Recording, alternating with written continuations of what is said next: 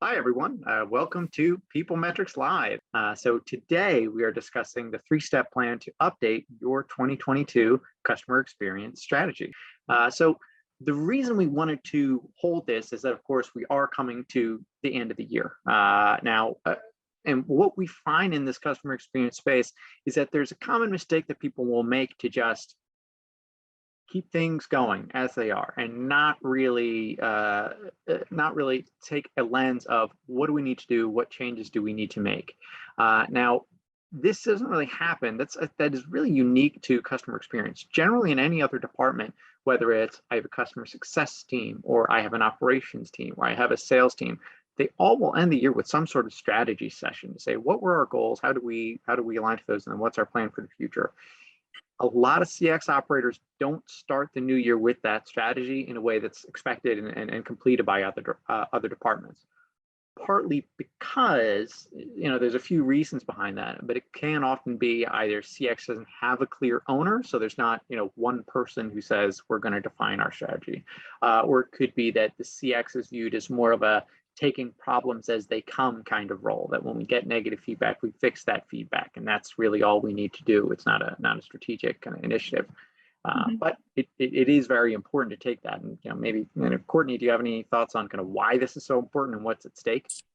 Yeah, so I mean, it's definitely important to keep these CX programs ongoing and constantly looking at them to see what can be revamped, what is still relevant to ask your customers.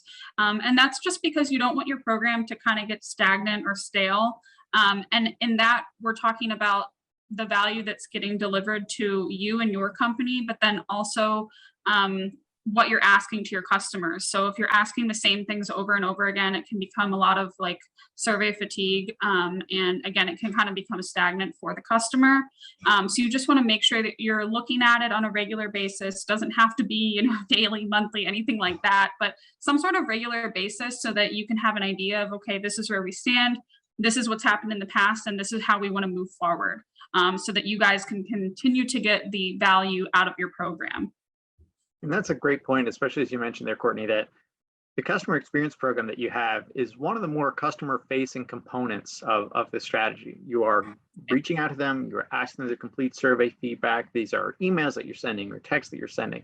So you'd better make sure you understand the strategy behind it and take stock of that on a regular basis. So certainly by the end of this session, what we hope is that kind of you have a sense of how do I kick off that strategy session? How do I help define that for 2022? And with that, we do have some slides. So we'll jump on into it and share just what to go through. So let me go ahead and share my screen on kind of a three-step approach for how you start to outline that strategy for 2022. Now let's go ahead and dive into the very first one. Okay, so the first step is just baselining the 2021 progress. With any of these strategy sessions, whether it's in CX, sales, any other department, you do need to understand kind of what was done in the previous year. Start with kind of your company goals. Everything in a CX program should be aligned to your broader initiatives, to your broader, what's our purpose as a company, what are we looking to achieve? So I'm sure as a company you have, these are our 21 goals. This is what we are looking to achieve. So you should start by kind of identifying kind of what are the company goals that we had in 2021 and align kind of those goals with what you were looking to do with your CX program. The second thing you should look to do is kind of to outline and share the success stories from your 2021 CX initiatives. Something that can be difficult with CX programs is, really clearly outlining what did we do? What was the value that we brought? If you had an increased NPS score, if you had an increased CSAT, that's something you should, very clearly outline. Or if you changed your operations on account of some customer feedback, that's something you should make very clear. But even if it's not something that concrete, it could be we responded to X, number of surveys and corrected, XYZ customer issues. Something that you need to be able to show this was the purpose of what we did and, our success story. And then, finally, beyond sharing the success stories, you should be able to compile, here's an overall picture of our customer experience, define kind of the key customer themes to give you context for 2022. And kind of, Courtney, any thoughts on these kind of from this first piece of baselining that progress? Yeah, so I think that they're all obviously super important. I think bullet point number 2, sharing those success stories, it's so important because I feel like in anything that you do, when you're constantly just putting your head down and doing the work, and maybe you're not necessarily seeing the results, or maybe you're getting them, but you don't know you're getting them because they're not being shared with you. Sometimes that can be the difference between like the morale and how well you think that the program is working. So I think, sharing those specific and tangible examples of things that went right can be super helpful. I know that I have a client in the banking industry, and they actually have like a little friendly competition between different branches to see who has the highest NPS month over month, things like that. It doesn't have to be that like intense, but just things like that shares like direct success stories, who's having really good month, who maybe could use improvement, or what are your pain points, things like that. It doesn't always have to be the success stories. It can also be, well, what's not going well and how can we take a look at that and make it better in the new year. And then also, as far as defining the key customer themes, I think that's super important because it allows you to kind of prepare for the new wants and needs of your customer. So I think it's always important to take a look at your history, and whether that's the past 5 years or just the past year, it's really important to understand your customer so that you can ask the right things in the coming year, and you can also implement things within your company that your customer actually wants. So yeah, I think that those are really great. Yeah, and I think, why you really want to start with this baselining piece, because not just within customer experience, but with any type of initiative in a company or any type of process, you can start to lose sight over time of why is it that we're doing this in the first place. Right. And it's not just something that we do because we do it. We're not just sending a survey because everybody sends surveys. There is a certain purpose. There is a reason behind it. And so you do want to, as you're planning your strategy, start with just reiterating that. Here's what our company goal is. Here's why we're doing this, the benefit of what we've seen so far, and then kind of what our customers are saying and why it's important for us to continue to grow and learn in the future. Mm-hmm. So let's go on to the second one. Maybe Courtney, I'll turn it over to you to go through Sure. the second one here.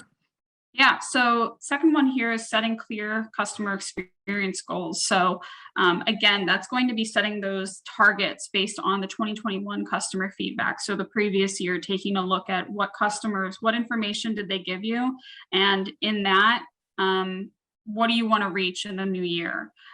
So that could be things like Kirk mentioned, as far as reaching a certain NPS or Net Promoter Score or a customer satisfaction score.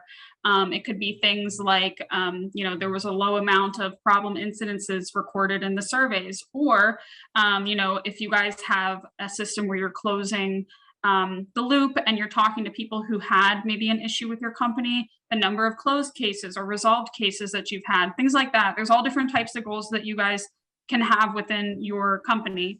And another one that is also important is confirming your survey touch points match your moments of truth. So that's super important because you want to make sure that you're reaching your customers in all the right instances. So that can be, when we say touch points, it's basically literally like, where are you, it sounds weird saying it, but where are you touching your customer in the sense, like, are you talking to them in person? Are you talking to them on an online chat? Are you talking to them on a mobile device because they're talking to a technical support team? Whatever it may be, you want to make sure that you are reaching your customers the right way. And then the last thing here, updating the survey if needed. So this one's always super important. And I think this also kind of talks to number one, where we took a look at the previous year. If certain questions aren't working or things don't apply anymore, things aren't relevant anymore, take it out, change it up. And that's what kind of keeps your program relevant.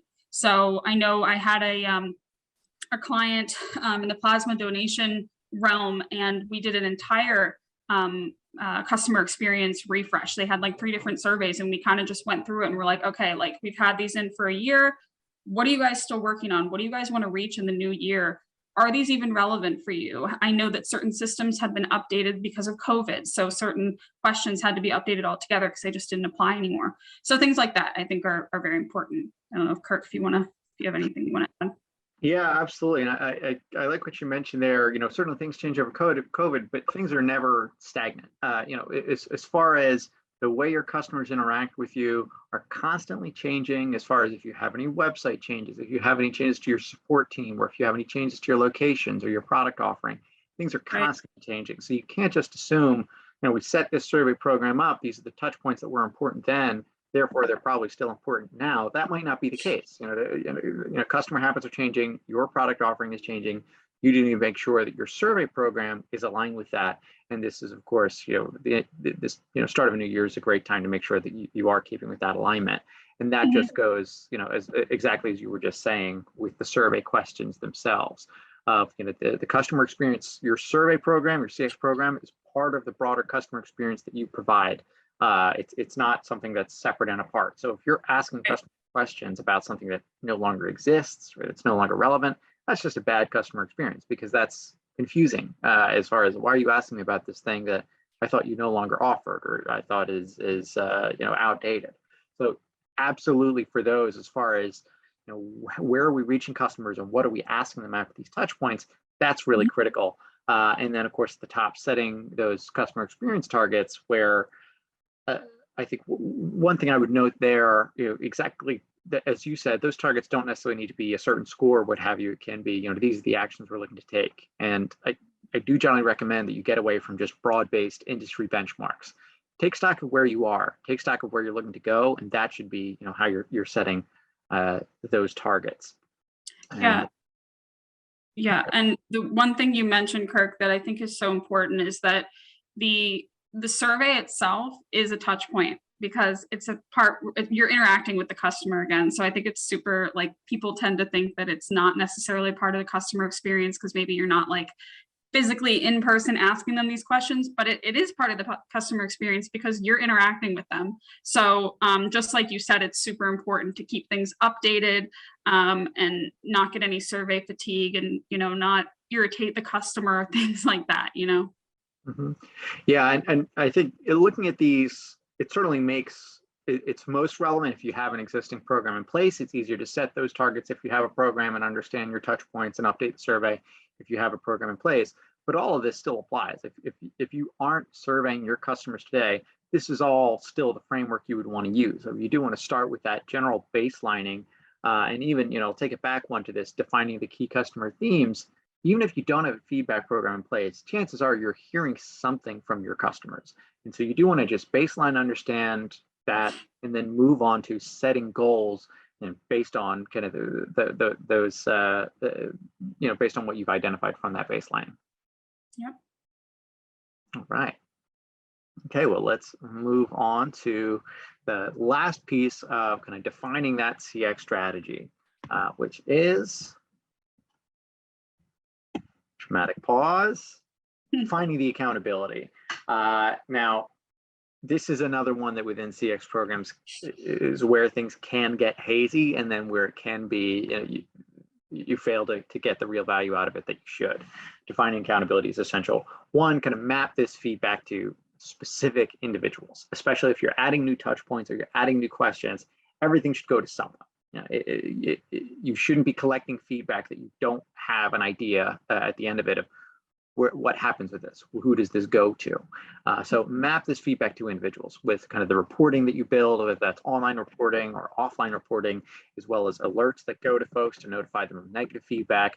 Make sure that everything is aligned to an individual, and that they, of course, understand that they are part of this customer experience program. The second one, this is very, very fundamental, is creating timelines for acting on these CX goals. And this is sort of in line with this last one, is breaking it into quarterly segments to keep it manageable. Generally, when folks think of a survey program, they think, I want to do it all. If I have all these touch points and I want to measure them all, and I want a relationship survey, and I want something on my website, and I want to send all these alerts, it can get overwhelming very quickly. And what we really want to make sure that you're doing when you're defining your strategy is setting yourself up for success. So don't say, our goal is to, launch all these surveys in the beginning of the year. give yourself kind of smaller pieces to do. By the end of the first quarter, we want to launch this new touch point for a moment of truth. By the end of the second quarter, we want to have our NPS reach some other target. Then by the third quarter, we'll have this relationship survey up and running. Whatever that is, you want to kind of start with understanding your goals and then kind of mapping out a timeline that is practical based on what's realistic for you as an organization. And Courtney, any thoughts on that? Yeah, I was thinking the exact same thing when you said setting yourself up for success. I was saying, well, we don't want to set ourselves up for failure. So thinking the exact same way.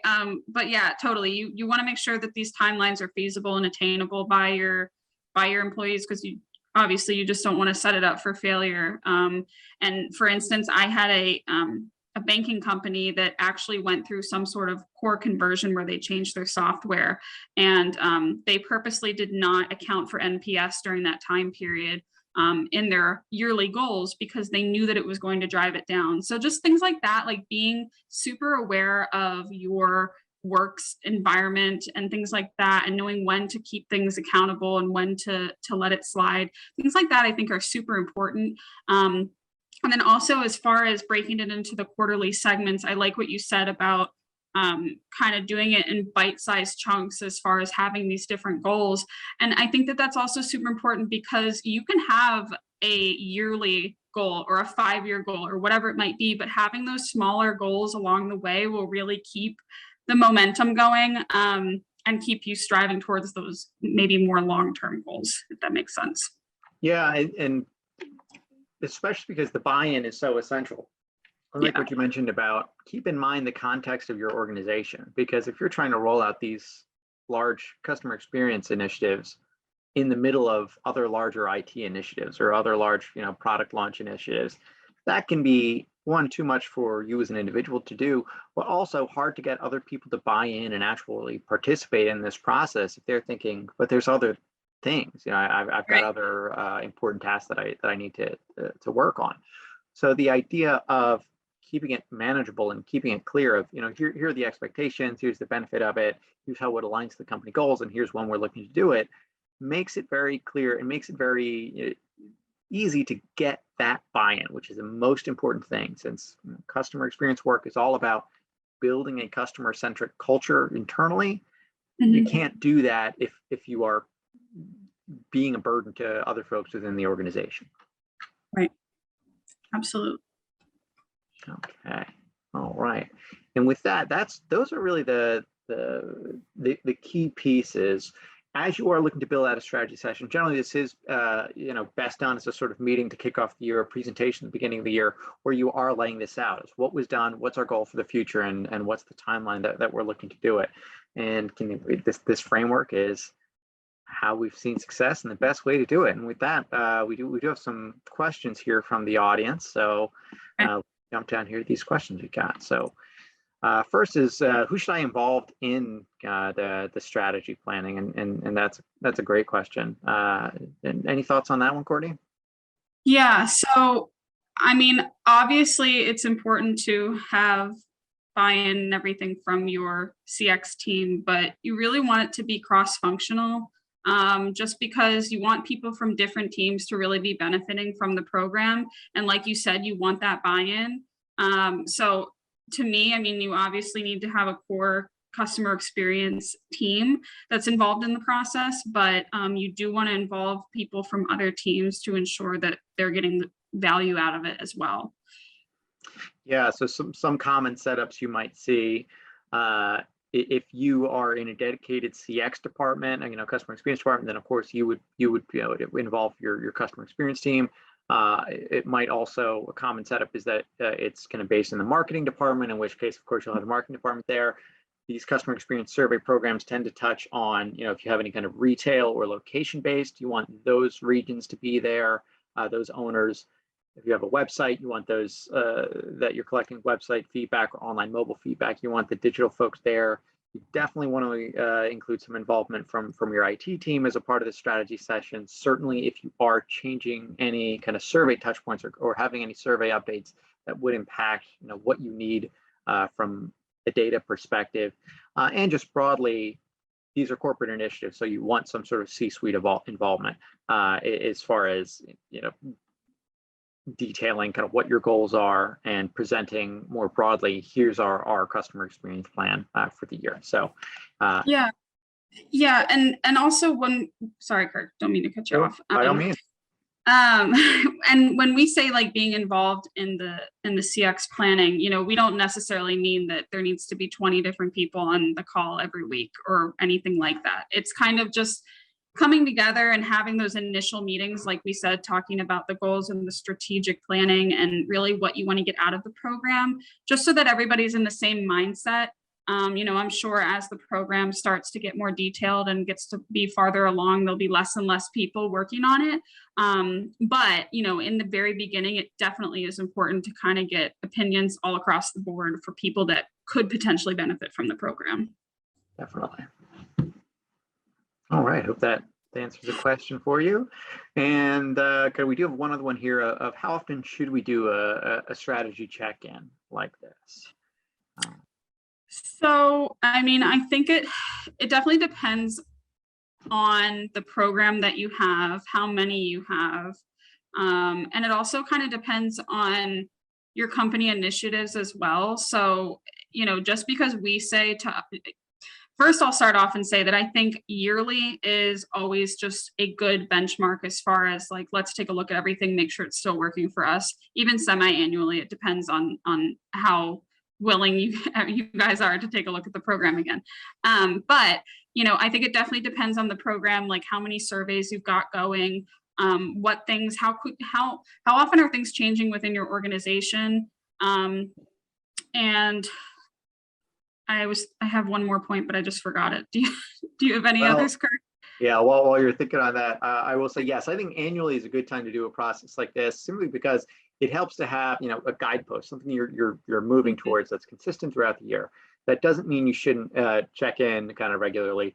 We did closer to the middle of the year, PeopleMetrics live session on how to do a mid-year check-in. That's not a total revision here, or, you know, a total like strategy planning as we have here, but it is a check-in to say, we outlined these goals 6 months ago. Where do we stand? Is this, you know, how are we targeting on those, or how are we tracking on those, and do we need to revise that in any way? So certainly, you know, something like this is good to do annually. You do want to check in on some you know, regular cadence that could be biannually, and then also, of course, there is just ongoing management. So that doesn't need to take a whole strategy session.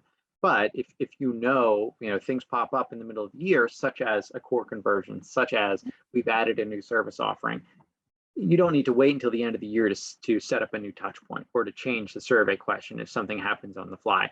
It's a good, strategic time to revamp and really think that at the end of the year, but you should just be regularly on top of these things, and having quarterly, biannually check-ins, and then an annual kind of strategy alignment. Right. Yeah. And I think on the other side of that, you also don't want to be updating the program too frequently. So I think, like you said, biannually or annually is good, and checking in on even quarterly is okay. But you obviously want to be pulling in this data to be looking at it trending wise, to see how you're doing month over month, year over year, things like that. So changing a program too much, too frequently, also is not beneficial, Yeah, everything should come back to, your goals, how can you achieve them, and how can you keep buy-in? And especially for something like if you have targets, or you have, here's our goals for customer satisfaction or net promoter score, you can't change those every quarter or what have you. Folks need to understand that target and be able to work towards it and know that they can have confidence in it, especially if you're having bonus or incentive structures built around that. So right. I like your point, Courtney, of you do want a strategy that people understand is firm and not shifting all the time. Mm-hmm. Yep. All right. Well, with that, I think that's all the questions that we've got, and that's everything from the CX strategy. So, Courtney, thank you for taking the time. It has been a great overview of how you map out that strategy for a new year. And I hope this has been a valuable conversation for everyone on the line. And then if you have any questions on your CX strategy, feel free to reach out to our team here at PeopleMetrics, and we're happy to answer any questions you have. So thank you again for joining us. Have a great rest of your day, and we hope to see you again soon for another edition of PeopleMetrics Live. Thanks, Bye-bye. everyone. Bye.